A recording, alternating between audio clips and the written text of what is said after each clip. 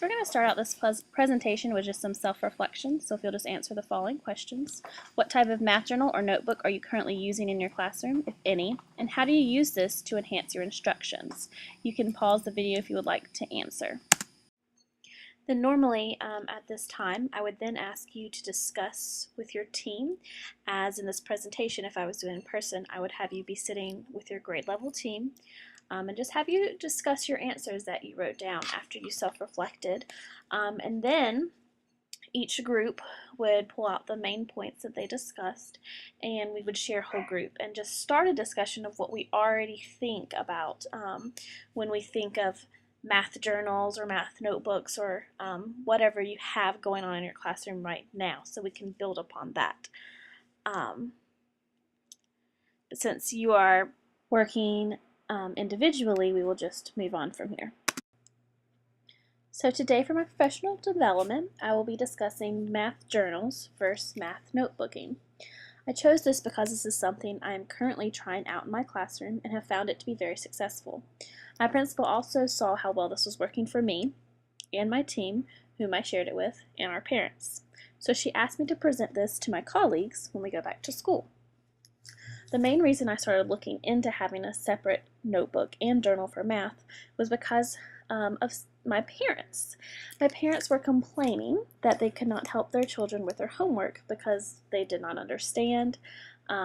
With the Common Core, there are several different strategies that are taught with math now that was not taught when my parents were in school, so therefore they're having trouble helping their children. So I wanted to find a way to connect to math at home, and also a better way of assessing my students, which I have found very successful with these new journals and notebooks in my classroom. So I'll first discuss math journals. In my classroom, I mainly use math journals for assessing, as I stated before, even though my students do not know that these math journals are actually used for their assessment. Reviewing a student's math journal provides a useful insight into what a child understands and how they approach ideas, and also I'm able to find what misconceptions they have by simply glancing through their math journals. Math journals can also be used to record the solutions to a math problem, along with strategy and the thought process used to arrive at the solution. They can also be used to write about their learning. At times, students may be asked to reflect on their math learning. For example, students may be asked to write about what you already know about a certain topic that you're talking about, like what do you already know about subtraction at the beginning of a unit, or at the end of a lesson or a unit, you could say, what did you do today, what you learned, and any questions that you have after the lesson. Or simply, what are the three most important things that you learned in this unit. I also have my students date each of the activities in their journals. By dating the different activities in the math journals, it provides a chronological record of the development of a student's mathematical thinking throughout the year, which then can be used for a teacher conference to further explain your students' learning. And it's also good for student-led conferences. So this is just an example of something that could go in a math journal. As you can see, this is from a lower grade, so they actually have the question printed out, or the problem printed out, and they just simply glued it to the top of their page. It says a girl has 3 cookies, her brother eats 1. How many does she have now?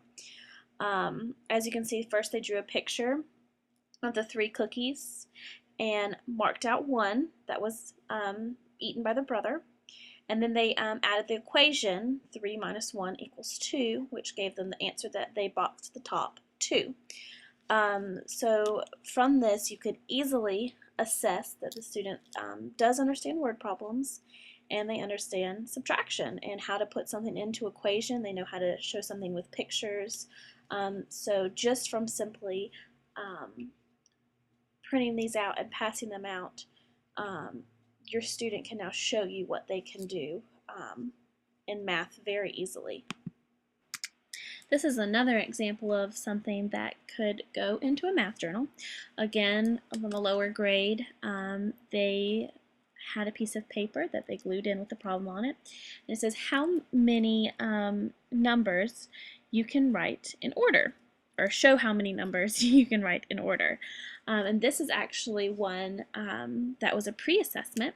Before a lesson, they wanted to see how many numbers they could write in order, to see what they needed to work on with number identification and counting. So as you can see by reviewing this, you can go back and see, okay, Susie and John need work with their team numbers, but Billy can do all of his numbers, or Christy can count up to 20, but then she can't go any further. So you could have it as a pre-assessment, then do your unit, and then again make a new page that says, now look how many numbers I can write in order. And that will be your post-assessment, that you can compare the pre-assessment, and you've got great comparisons now for your parent-teacher conference to show them, look what they've learned, look where they've come. And you'll see that improvement right there in their journals. This second example is an example of a problem that was put in their journals as an assessment for the end of a unit. It says draw 4 shapes in a row. First draw a circle, next draw a square, then draw a heart. Last, draw a triangle. Which shape did you draw first? And as you see, they dated their problem and solved it to the right. So again, the teacher can you don't even really have to collect these math journals. You can simply just walk around the classroom with a class list and give them a check or an X if they have understanding of the problem.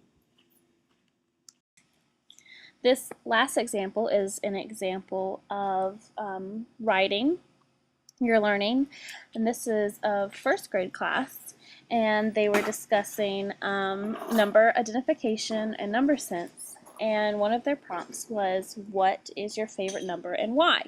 And this is just starting them with math talks. As you can see, this child just chose a cool number and talked about the number 8, but as they get older and in the upper grades, you can develop this more and get them really into math talks in their math journals. So now that we've seen some examples of some journal entries from students in their math journals, I want to discuss what is a good question to ask your students. If you see with the lower grades, K2, you're going to ask pretty self-explanatory questions with reviewing and seeing what the students know. As you get older, you're going to be, as the students get older, you're going to be building on to that. So a good question, first of all, builds in differentiations by allowing for multiple entry points and recording techniques, which thereby allows all students to work at their individual level of thinking. So it shows a variety. A good question provides the opportunity for students to learn by answering the question, and the teacher to learn about each student from their answer and their attempt in the question. A good question may have more than one solution or a variety of possible solution paths that range from simple to complex. This is also good for math talks as well. When you go over and review your answers as a class and people share what their answers are, if they have different solutions, they can discuss those different solutions. A good question requires more than just remembering a fact or reproducing a skill. As I said in K2, this is what you're primarily working with, but as you get older, you're going to start adding in different things. A good question provides opportunities for students to represent their mathematical ideas using models and written language. A good question provides opportunities for students to justify their reasoning and evaluate the reasoning of others. So they're actually not just answering it, but they're telling you why they're answering it. Or you're giving them a problem that has already been answered and asking them to explain how the student got to that answer. A good question has clear and concise directions, and a good question provides opportunities for group work and discussion. As I said, whenever you answer in your journal, you can share what you have and have that as a start to your math talks. So in conclusion, we're just going to end with asking you to simply think of 3 questions or prompts that you could have in your classroom for your math journals.